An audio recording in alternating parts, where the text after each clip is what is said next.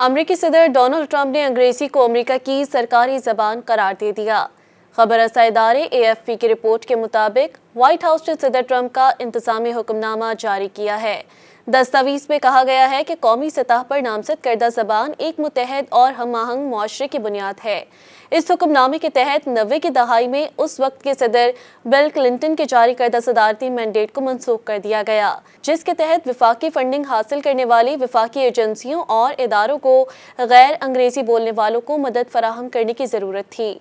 सदर ट्रंप ने ओहदा संभालने के बाद इब्तदाई हफ्तों में ही मुल्क पर दाएं बाजू की मोहर लगाने के लिए इंतजामी अहकामात जारी किए, ताहम उनके बहुत से अहकामात को अदालत में चैलेंज किया जा रहा है।